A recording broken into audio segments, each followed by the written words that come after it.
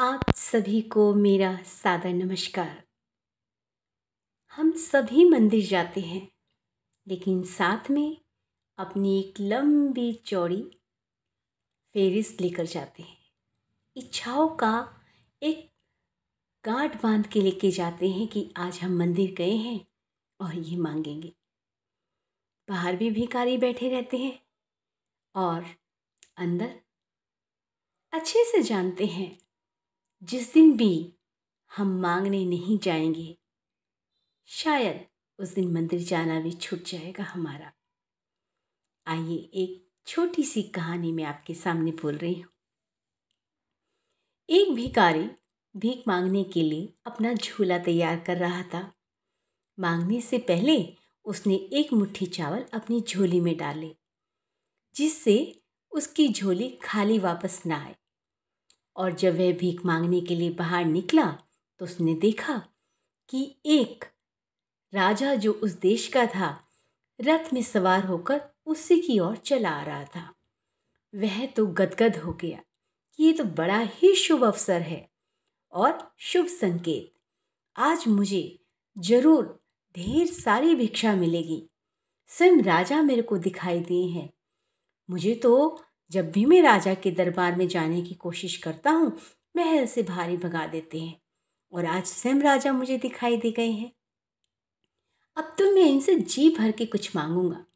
अभी यह बातें सोच ही रहा था कि तभी राजा अपने रथ से नीचे उतरा और राजा ने अपना जो आंचल था उस भिखारी के सामने फैला दिया कि बाबा मुझे कुछ दो।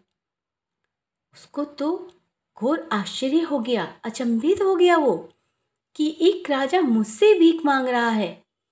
उसके हाथ पैर कांपने लगे, क्योंकि कभी देने का तो भाव ही नहीं आया था। आज तक तो उसने सिर्फ मांगा ही मांगा था।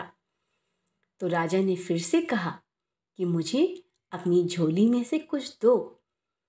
उसने अपनी झोली में हाथ डाला और कांपते हाथों से कोशिश करने लगा कि कम से कम दाने मैं दूं ना दूं, दूं ना दूं। और उसकी रूह कांप रही थी कि अरे मुझे आज देना पड़ रहा है। और अपने ही अंदर ऐसी सिचुएशन उसके अंदर आ गई कि क्या ऐसी भी परिस्थिति आ सकती थी कि देना होगा। अब मजबूरी तो पड़ गई, राजा को मना तो कर नहीं सकता। बड़ी मुश्किल से मन को समझाते हुए उसने अंदर से सिर्फ एक दाना निकाला और उसने राजा की उस कपड़े पर रख दिया। राजा ने भी उसको बड़े आदर भाव से लिया और चला गया। उसका तो पूरा मन खराब हो गया। छी, आज का दिन तो बड़ा गंदा निकला, देना पड़ गया। भगवान जाने आज पूरा दिन कैसा गुजरेगा। जब वह शाम को घर लौटा तो उसकी पूरी झोली भरी हुई थी और साथ में दोनों हाथ भी। जब उसकी पत्नी ने पूछा, अरे आज तो आपके दोनों हाथ और आपकी झोली लबालब भरी हुई है, लेकिन आपके चेहरे पर प्रसन्नता दिखाई नहीं दे रही। भिखारी ने कहा, बात ना करो तुम मुझसे आज। अरे आज तो बहुत बड़ा नुकसान हो गया। कैसी बात करते हो आप? झोलियां भरी हुई हैं, दोनों हाथ भरे हुए हैं, रखने की जगह नहीं हो रही है, और आप कह रहे हो भारी नुकसान। हाँ, अरे मैं जैसे ही सुबह निकला, सामने राजा आ गया और उसने मेरा एक दाना ले लिया, और उस दाने को ही मैं आज पूरा दिन मन में बुरा हाल है मेरा कि एक दाना मेरी झोली में कम है। भिखारिन की जो हालत थी, वह हंसना भी चाह रही थी, लेकिन पति की दयनीय स्थिति देखकर हंस नहीं सकी और कहने लगी, छोड़िए जी, एक दाने में क्या रखा है? अच्छा, एक दाने में क्या रखा है? तुम नहीं समझोगी, पूरा दिन आज मेरा मन कचोटता रहा। हाँ, दुख की तो बात है। चलो अच्छा, अब इस झोली को यहाँ उल्टा लो।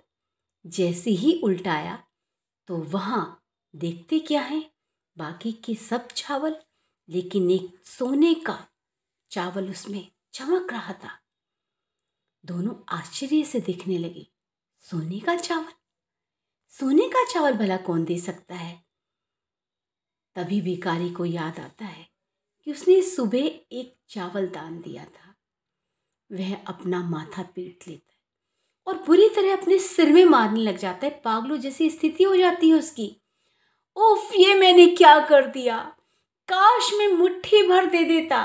काश मैं अपने घर के और चावल भी दे देता। वो सब चावल सोने के बन जाते। मुझे तो ऐसा लगता है स्वयं भगवान आए थे। देखो, मैंने एक चावल दिया था, वही सोने का बन गया है। तो भिखारिन भी रोने लगी। मैं तो पहले ही कहती थी, इतनी कंजूसी ठीक नहीं। अरे कभी तो कुछ थोड़ा दान दिया करो। दोनों बहुत बुरी तरह रो रहे थे कि काश हमने ये किया होता, काश हमने वो किया होता। यही स्थिति हम सबकी है। हम कहाँ कुछ देना चाहते हैं, अगर देते भी हैं तो उसमें अपना बड़प्पन दिखाते हैं। देने वाला तो वो परमात्मा है, हमें तो वो निमित्त मात्र बनाता है। कहाँ दे पाते हैं कुछ भी। लोगों के पास बहाने बहुत होते हैं। अरे जब हमें धन दिया ही नहीं भगवान ने, हम कहाँ से दान दे दें। आपके पास वाणी दी है, आपके हाथ पैर सही दिए हैं। अपने 2 हाथों से, अपनी इस वाणी से किसी का भला करो, वह भी दान में जाएगा।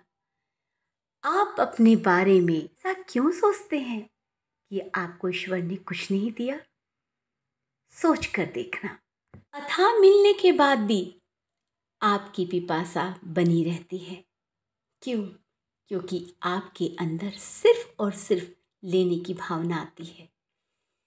हम भगवान के पास जाते हैं तो उनसे हाथ जोड़कर बोले, प्रभु तेरे दिए में हमें संतोष उत्पन्न हो। तेरे सामने रोज एक भिखारियों की तरह इच्छाएं न रखें। आज से ये प्रण तो करना होगा कि प्रभु हम मांगने नहीं आएंगे। जो हमारे लिए सही होगा वो आप हमें स्वयं देंगे, और जो नहीं दिया वो हमारे लिए उचित नहीं था। यही सोच बना के रखेंगे। के लिए इतना ही। मैं फिर से आपके सामने कुछ नया लेकर आऊँगी। हमारा भी कल्याण करे और सुनने वालों का भी। इसको ज़्यादा से ज़्यादा शेयर करें। ना जाने कितने मन को शांति मिलेगी सिर्फ आपके एक कार्य से। लाइक, सब्सक्राइब, कमेंट्स करना ना भूलें। इसी प्रार्थना के साथ परमात्मा सबका भला करे, सबके ऊपर अपनी कृपा दृष्टि करे। धन्यवाद।